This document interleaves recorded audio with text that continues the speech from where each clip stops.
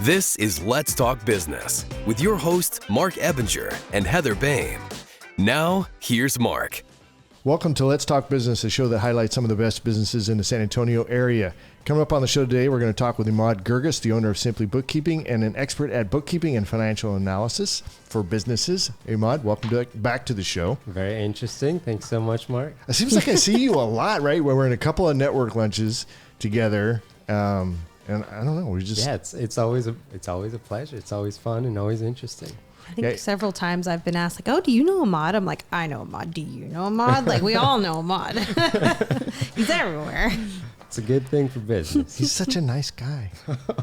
We're also going to talk with Priscilla Moreno with PM Insurance Group, who helps small business owners and the self-employed find medical insurance. Priscilla, welcome back to the show. Thank you for having me. You bet. You were on the previous one, and well, thank you for kind of staying on for the second show. We had one of our folks that wasn't able to make it today, and you're filling in, and there's a lot more to talk about, right? Didn't it feel like it went fast? Oh my gosh, so fast. Yeah, we got a lot more to cover this time. In studio with us today is Heather Boehme, a certified business coach that works with business owners to gain clarity in business and achieve their goals. Heather, welcome back to this show. Always happy to be here and talk about business, so we can put that in more time. That's one of my favorite things to do is talk about business. Yeah. I love it. I almost should start a podcast or something. A quick reminder for our listeners, you can catch video and podcast versions of the show anytime by visiting our website at satalkradio.com. And if you are a business owner in the San Antonio area and would like to have your show or your business featured on our show, visit our website at satalkradio.com or call our office at 210-960-8210. That's 210-960-8210. All right, I feel like we should jump right into this because our discussions, we got pretty enthralled last time and time went by so fast. So I'm going to jump right in with Emad Guirguis. Let me do a proper introduction. First up on the show is Emad Guirguis, the owner of Simpli Bookkeeping and an expert at bookkeeping and financial analysis for businesses. Emad, welcome back to the show. Thanks again, Marc.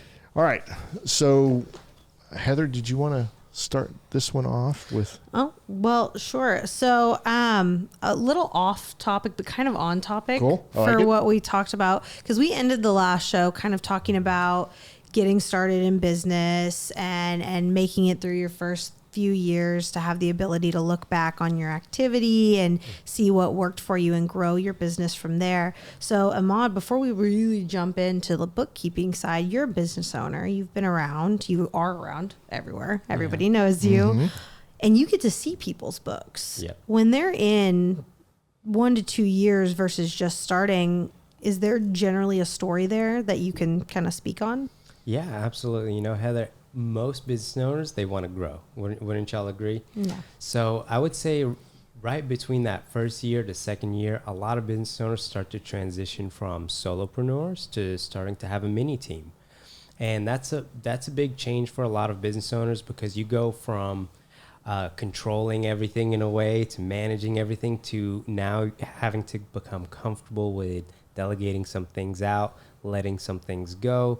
And so making that transition is really, really important for business owners because that's the only way they're going to be able to scale up and actually reach the next level, which, you know, they always say teamwork makes the dream work. Mm-hmm. So it's really that transition that we like to emphasize on. And as we see it happen more often within businesses, we let those business owners know, specifically if they're in their first year, reaching their second year, hey, by the way, you know, this next stage, if you do want to, break into the, six figures and above, this is what you're looking at. So to kind of prepare and plan for it. And you own your business as well. And I would imagine of anybody, you're good with your numbers, right? You could say so. I'm all right. I would hope so. So being able to make those decisions based on numbers, do a lot of people come to you as their bookkeeper to make that decision? Or do they generally jump into it and then come talk to you after? You know, I always catch it before because the good thing is except with me, right? Not with Marc. Well, Marc, you're just doing so good. You know, we're just letting you fly. I think when I hired Emad, I probably had like 8 or 9, and now I'm up to about 15. So he probably had no idea. Yeah, no. Marc hires a new person every week. I can't keep up with this guy, but For most typical traditional businesses, they'll hire, their first employee within that second year. And then it's usually, depending on their growth scale, they're usually hiring maybe every 6 months or so. So it's right before they hire that first person is where we want to kind of educate them a little bit and let them know, okay, these are the steps, these are procedures you might want to look out for, because, it happens from business to business. And I know, you can go ahead if you have a question. I know a lot of businesses see those, to Priscilla's point from the last episodes, the peaks and the valleys, the busy seasons and the low seasons. When are they generally talking to you about that, during a peak or during a low? So during a peak season, and a lot of business owners, new business owners actually fall into this, is they get so busy, they forget everything else. Right. And wouldn't you say so, Mark? Well, yeah, it kind of runs into it's like a storm of activity that's going on, and you're trying to just maintain what you have. And probably if you're a real entrepreneur, you're trying to grow at the same time. It's a crazy life. Yep. And unless you've experienced, a peak time, like maybe 3 or 4 times, you would know what to expect, right? So if it's your first time, your second time, a lot of business owners, they get flustered, they're unsure, they're still trying to grow, like Mark said, and they're trying to do everything else. So it's understanding when your peak season is and when your low season is, help prepare and plan for those, so that you can kind of anticipate, okay, you plan during your slow seasons and then you grow during your peak seasons. That's kind of how we plan for having a bookkeeper, pay attention to the numbers, right? That's super, that's like you're ahead of the curve, I think, if you're doing it, because not everybody has a bookkeeper. They're kind of pretending to be their own bookkeeper and try and, hold on by the seat of their pants at home, trying to figure this stuff out. But when you have that data, you have those numbers, you can plan, you can evaluate, even to Priscilla's point before when we were talking about journaling, but it's this slow down document so you can reflect and plan. So how do you do that from the bookkeeper's perspective for businesses? So you'd be surprised. You can actually tell a lot from numbers, right? You could see where revenues are, income's coming from, what sources they're coming from. You can also see where expenses are going through. So let's say you've got a business where there's a lot of like cost of goods. You could tell by the correlation of income to cost of goods ratio and see, okay, where your strong months are and where your slower months are, because you probably won't be buying as much products if it's going to be a slow month, and vice versa. It's got to reflect within the income as well. So you take all that into consideration. Some expenses, yes, they're consistent. Like, let's say, for example, insurance, right? Insurance is going to stay consistent throughout the 12 months, but you want to look at those varying factors like cost of goods and see how it can reflect. And what would you say to someone who says, my numbers are always going to be from the month before, so it feels reactive? So honestly, if they tell me that, I would almost be kind of proud with them, because a lot of people will not say a month before. They'll say, if, and this is a big if, they had a bookkeeper. Most bookkeepers out there have a 3-month delay. And so, and that's if they have a bookkeeper. Now, if they don't even have a bookkeeper, they're usually 6 months to a year, which is, the whole shoebox concept, right? Here we are, it's December. Pull the shoebox out from under the bed and figure out where all the money's gone. So we don't want to use that theory anymore, because it's not really, you can't predict on it. Maybe in the beginning it's okay because you're growing and wearing all these hats, but eventually, if you want to grow continuously, then you've got to come with a better theory.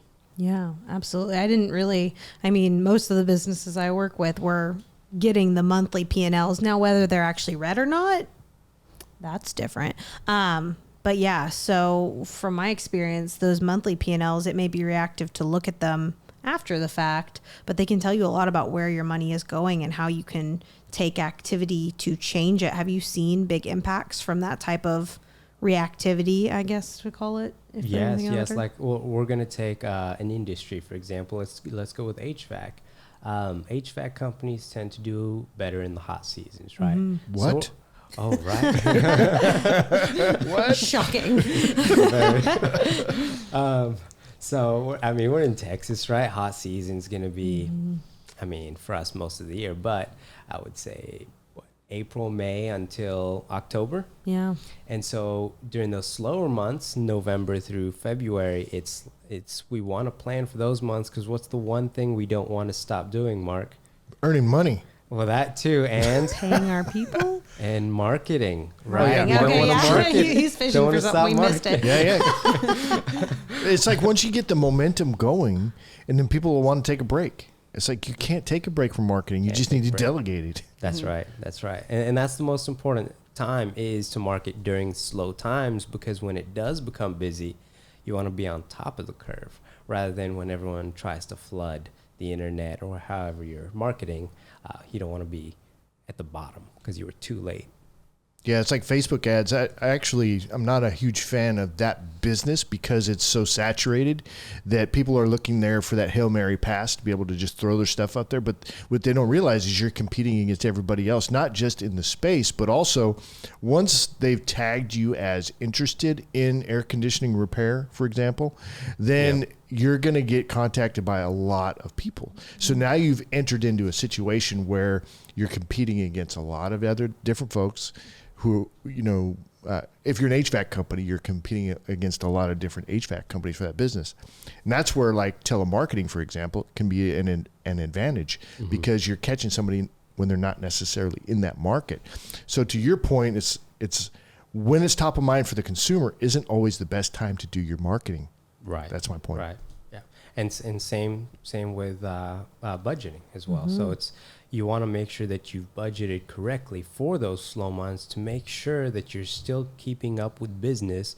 Like you said, paying your employees, making sure you're still on top of your marketing, making sure, the lights are still on, and not have one off season or slow season, put you under, because that would not be good for a business owner. Yeah, I feel like everyone is shooting for consistency in our world. Like, we all want to have consistent income, consistent sales. And unfortunately, the reality is most industries are cyclical. We're going to have up months and down months. But how many cringes do you get when you say the word budget? A lot. People get scared a little bit. I feel like people just have such a negative term around budgets. Like, how do you fix the inconsistency of our industry? Like, you could just budget for it. And then they're like, ugh. Yeah. They're like, well, we checked the bank yesterday and there was a little bit of money in there. We're doing okay. And it's like, well, I remember one I heard is like, I can't be out of money. I still have checks. Back in the day, right? So let's talk about consistency. To Heather's point, people want consistency, but they want consistency in rewards or benefit, not necessarily an output.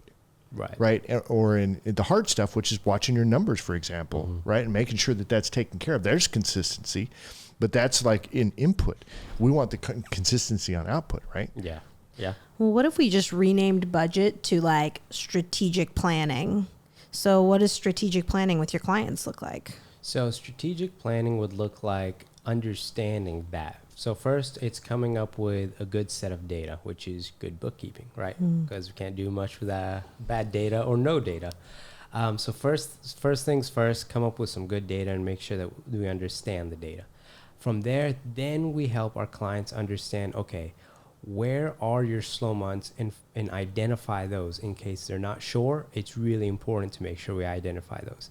And then we delve a little bit deeper into understanding more in depth of the business itself. So whatever product or service they're providing, we want to understand a little bit more of those and understand, okay, exactly which products are you really getting most of your revenue in from. And then we can start focusing in a little more on those hot items and helping that business owner market those and be able to make those more appealing to their consumers.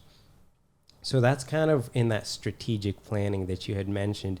And yes, part of it is budgeting. And then the other part of it is planning within their business to understand that, okay, this is actually how we're going to get you to the next level. It's not just, sell as many possible products that we can, and then hopefully, we'll make a little bit of money. Eventually, you'll see a trend of, okay, there's a few select items that are really bringing us in our most revenue. Cool. What I found is a lot of people, when they have any kind of issue they want to overcome, the answer seems to be increase revenue. It's a catchy phrase. It is a catchy phrase. Like Just it. make more money, outrun the problems. But Yep. it's actually surprising. You know, I'll hear companies that make a lot of gross revenue, and I don't really care about gross revenue. I care about net revenue, right? How much are you netting at the end of the day? Because that's what truly matters, is how much are you keeping. Yeah.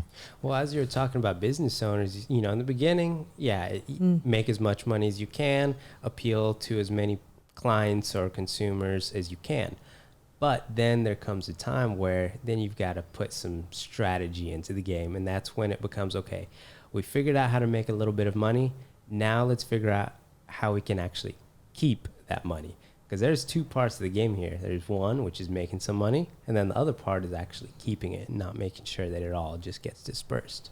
Yeah, my wife would like your attitude. I think it's just the work smarter, not harder. After you get past the initial survival phase, it's when you have the luxury to start looking at how can you make this smarter. And you don't have to always be down nose to the grindstone hustling. Sometimes you just got to like put some strategic thought into it. Exactly. And that's a big place where you can come in and add a lot of value, I feel like. So this is, I think you said, included for your clients. How do people get a hold of you if they are not a client of yours? Yes, the best way is to give us a phone call at either myself or one of our team members at 832-518-9368.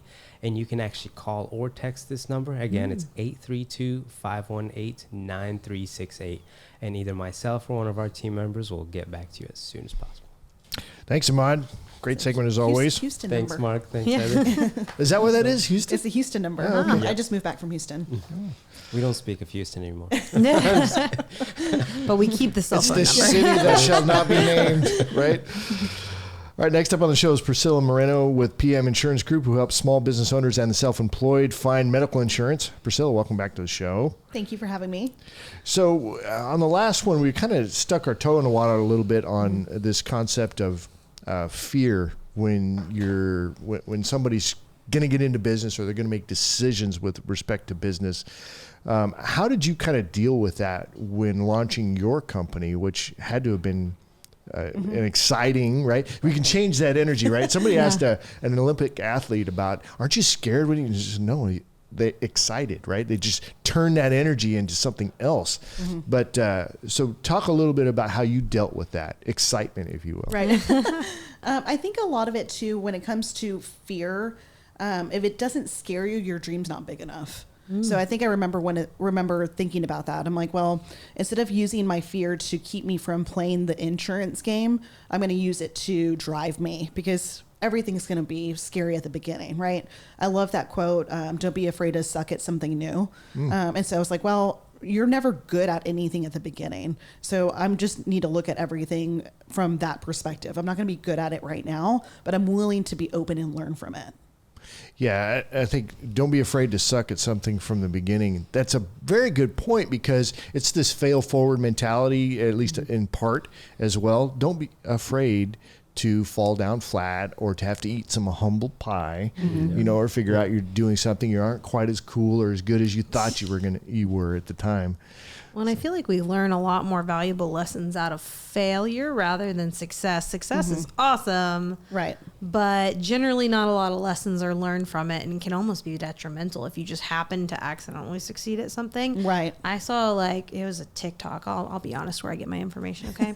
But it's a series, and it's where are these people who won the lottery now? And these people all just fell into millions, and basically I watched them all because I was on a rabbit hole, and they all lost every single penny because success comes at a cost, and if you don't pay the cost up front, you generally end up paying it in the back end. And that's hard to fall from that, where you can buy everything and have everything, to not having, like entertainers and athletes and stuff that have a whole lot, and then they get used to a lifestyle and then they lose it. That's rough. I've never been through that myself, but I can imagine that'd be pretty awful. Right. So, but when you got started with all of this and you're kind of pushing through all of it, how long would you say that journey to, a measurable success took you, where you really kind of had to question everything that's going on, maybe deal with the emotional roller coaster of that? I think it never goes away. I don't think you ever say like, oh, I don't have any emotional roller coasters anymore. I think you just learn how to get in front of it. You learn how to not react. You learn to, because you have all of this data. So when I first started I worked with a business coach. When I first started working with a business coach, the first thing they make you do is do a time log. And so I was like, wow, I'm losing all of this time by just being scared. Like I went back and said, 30 minutes of self-doubt, 15 minutes of worrying if, my bills were going to get paid. And all of that, when I went back and looked at it, I could use that time to pour back into my business. And so when I have those emotional roller coasters, I'm like, how much time am I losing? Let me pour that back into my business, call somebody that might connect with me, feel the same way. Somebody either that works in insurance or somebody that works in HVAC, they're going through the exact same thing. Call them and say, how do you overcome this? Or what does your day look like? Or how can I help you in your business? Mm-hmm. Because for me, it's the more that I give, naturally I'm going to be able to receive. So, I've heard this thing about the fear of the thing is actually worse than the thing itself actually happening. Absolutely. Yeah. One of my favorite exercises to have clients do, especially if they're dealing with that, I find, especially when I work with women, they deal with it a little bit more often than men. You guys seem to like just keep on trucking without blowing your fears out on me. But like when I work with my female clients, there's that, mm-hmm. We're all women. And one of my favorite exercises though, is I have them write a success log, and I tell them go all the way back to the beginning and just like write everything that you've done well, everything you've accomplished, everything that you're proud of down, written form. Don't leave it all up in your head. And so few of us have actually done that. Mm-hmm. I did it in my own business back before I became a coach. And that was what actually gave me the courage to step out and be like, am awesome. Actually, I do have the skills to figure it out. Even when the chips are down, I overcome it. I make something out of it. And that's been really powerful in a lot of my clients' mm-hmm. businesses. Just give them that boost to say, you know what, things might suck right now, but consistently I do this to help overcome it. Right. I think also what's helped me too is you think of somebody that's super close to you. So like my sister's my absolute best friend. And I think of some of the negative talk that I was feeding to myself, and then I reworded it, saying it to her. And I was like, I would never talk to her that way. That's really good. Right. So why would I feed that information to me? So that helped me kind of break through some barriers as well. Ooh, I got to use that for like, there's people I know in my life that they struggle with that self-talk. Right. You know what I mean? And that is a great example. I have not heard it put like that, but that's phenomenal. I think it's hard for some people because, there are a lot of us not raised with that as like a prevailing thought process. Growing up, self-talk, the mm-hmm. psychology of it just wasn't there. And it's very much more prevalent nowadays, especially, I'm raising young kids. And so now it's like, you've got to have them in a positive mindset. I'm like, my kids are going to have so many advantages, like good for them. But yeah, that shift from mm-hmm. like, oh, this is mumbo jumbo. It's amazing if you can consistently do it, how big of an impact. And that's what you see in a lot of business books too. Mm-hmm. I mean, I read a lot of them, and a lot of them, they start immediately with a mindset piece. Yeah, absolutely. And they always say, everything starts at the start of your thought. So you control your mind, you'll control the outcome. And that's huge. Anytime you get a bad thought, figure out, okay, how can I stop this or change this or make my thoughts better? Because that's where everything comes out from. That's mm-hmm. where everything's. This is where I think experience comes in. When you're in the entrepreneur world and you're going through things, you're going to have this. You're going to have the downside of things. You're going to have the self-doubt. You're going to have all of that. But when you go through it, you just keep pushing forward, and then you realize, okay, well, that wasn't really as devastating as I thought it might be. Right. So just speak to that a little bit as far as, do you have any examples of, situations, maybe non-specific examples where you come up against a situation that you really didn't want to go through, but went ahead and pushed yourself through it because you had to. Right. And then come out the other side, and how you felt about that? I think so. When you say that to me, I think of there are no shortcuts to anything that you do. So for me, I always go back to, because I like to work out and I love fitness as well. So I can't just all of a sudden be strong in 6 months. Yeah. There's a process and time that it takes for that. So even if I go and I don't get any type of results, month 3 doesn't mean I quit. The only time you fail is if you actually quit. So for me, going through all of those processes within like my first few years, I was like, I know that there's not going to be a shortcut. I'm learning so much. And even when I felt like and this is sometimes the robber of joy is like comparing yourself to others. So even sometimes I'm like, they're just going so much quicker than me. I'm like, but I'm learning so much because I have so many setbacks. I'm learning so much. So when I get to this point, I've already learned it all. So then I can keep pushing those barriers and breaking through. And that's where is really the destination, what you're after, or is it the journey itself? You know, because the journey is so much more enriching than the destination itself. Destination can be a little bit underwhelming.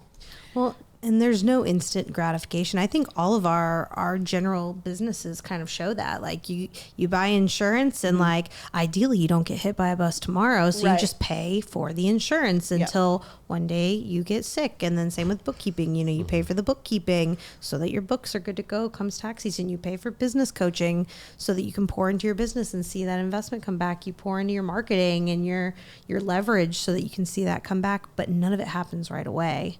So I've heard the objections to marketing. You know, I've been through those myself too. But when you see it actually working, you know, you're experiencing that next level results of marketing just by being diligent. And there's lots of examples of this, but that's just my example of seeing it from the social media side. It's like, wow, that's really kind of empowering to feel that and satisfactory too.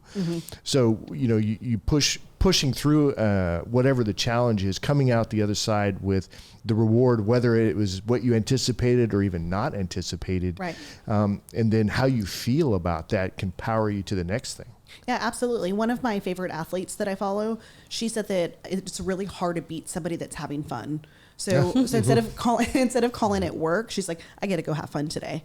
So I think, you know, just the little switch in language like that also helps a lot. So for me, when I go to my office, I'm not saying like, oh, I'm going to my office. Like I get to, I get to get in my car and have the opportunity to drive and help someone. Or I get to work in an air conditioning environment, HVAC, right? Where I have the opportunity to have fun today by having conversations instead of like, this feels like work.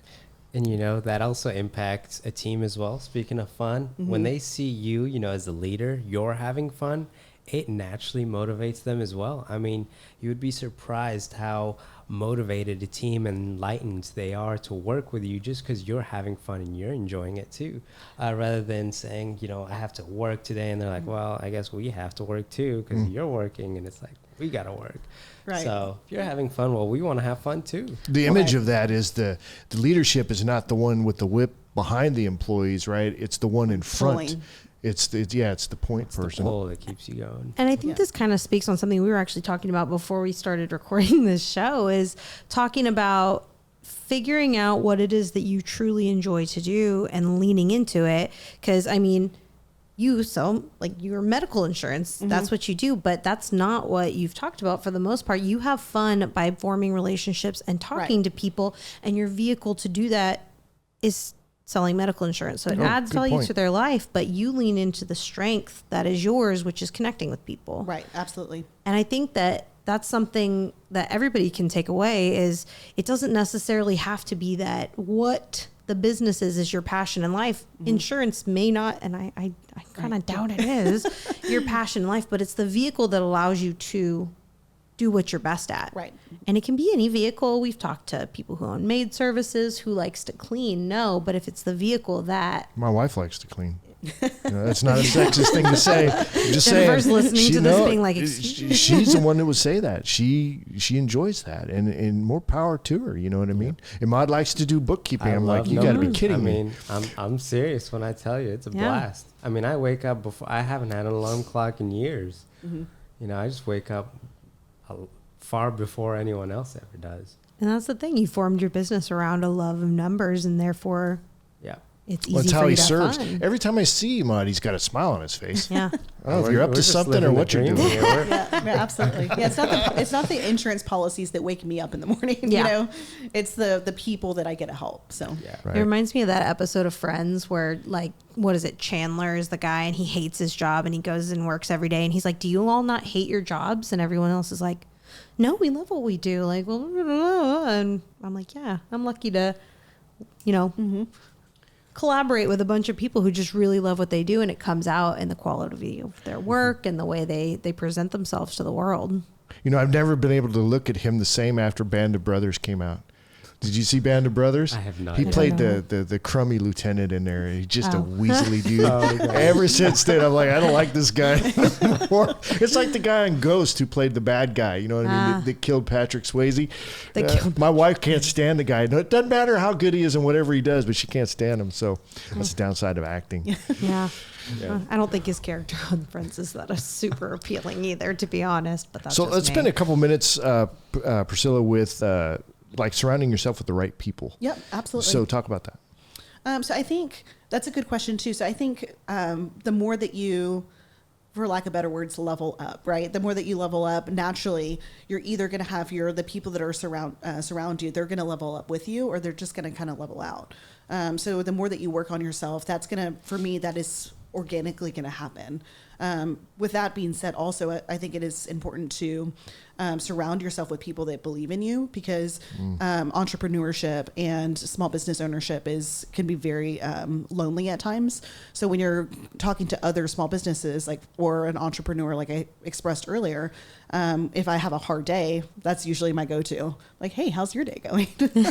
And then how can I add value to your day?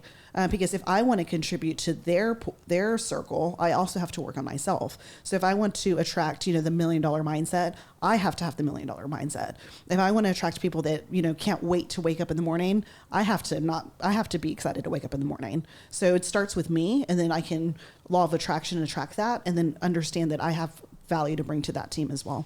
And words of affirmation was one of your love languages. It is. Right. And that came out in the last show, and that's one of mine as well. That and cash. No, I mean, just kidding. But seriously, so we're a little bit more, we can take that more to heart in the entrepreneurial journey. I would say that is, at least in that respect, is super important to surround yourself with people that are going to build you up, and not like the crap pot mentality where they're looking to tear you down.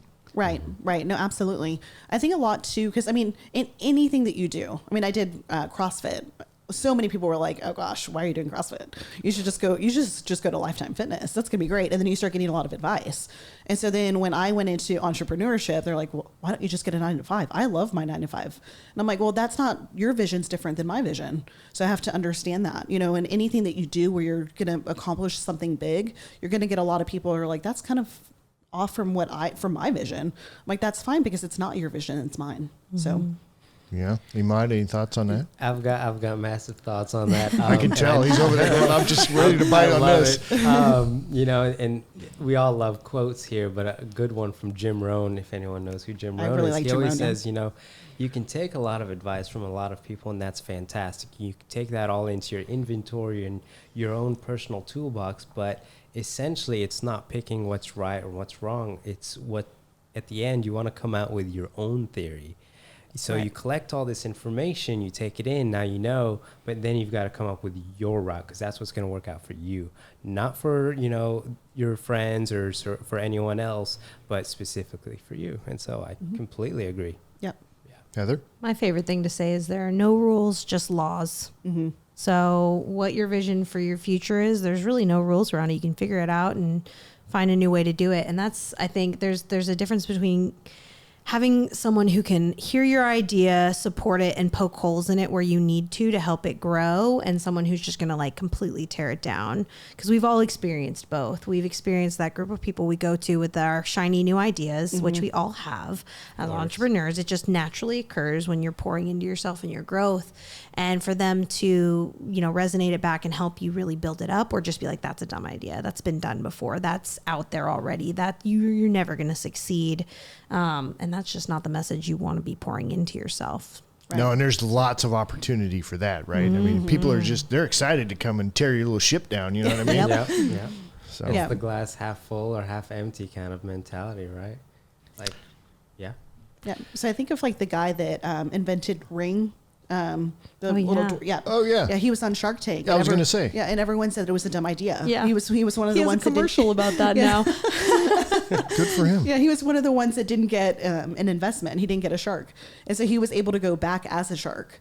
And so if you think about like some of the most successful people, they've had so many people doubt them. I mean, you're going to, in your life, you're going to be told no way more than you are going to be told yes. Mm-hmm. Yeah, because I guess the idea of entrepreneurship is you're ahead of the curve, at least in your area that you're wanting to go in, is a sure sign of a successful entrepreneur. And yeah, everybody's going to be a little freaked out, you know? I mean, when Star Wars first came out in 77, everybody was like, I think the lead up to that, they were like, this is stupid. This is a stupid thing that you're doing. But he just kept, persevering. And now it's like, you can't get away from Star Wars. Yeah. Mm-hmm. And I think right now is an exciting time to be an entrepreneur because of how like crazy everything is, the market shifting, everything's shifting around. But like for those people that can hang on and stay the course, there's about to be massive amounts of opportunity to grow and scale and succeed, and new things are coming out. So there's just, if you can stay that one step, keep your ball, like keep in the game. Right. So here's the deal. Cash is always flowing. Mm-hmm. So you just have to direct some of it your way. That's the deal. It's not overly complicated. Yeah. Yep. I know it's your goal. I might. No, I said the laws of gold. You wait. Emad is going to be one of those. He's going to be a multi-billionaire one day. We're going to be like, oh, I remember what I Emad, did. come on our podcast again, okay? He won't take my calls anymore, though. I don't know what's going on. Mark, we just got to channel some cash flow your way. Please do. Yeah, I'm all good with that. All right, Priscilla, if people want to get in touch with you, how do they do that? So I'm very Googleable now. So Priscilla Moreno, the health agent, you'll be able to find me. Nice. Or you can call me at 210-705-3578. All right, awesome. Thanks, Priscilla. Thank you. You want to wrap us up? Oh, yeah, sure. Well, I love the direction we went, even though we kind of went long on both shows, but it's a lot more of the entrepreneurial game. So, okay, as we wrap up the show, quick reminder to check out our latest podcast or catch video versions of the show on our website at satalkradio.com. That's satalkradio.com, and that's going to be it for us. Have a great week, and we will see you on the next show. Thank you, Heather. Thank you so much. Thank you.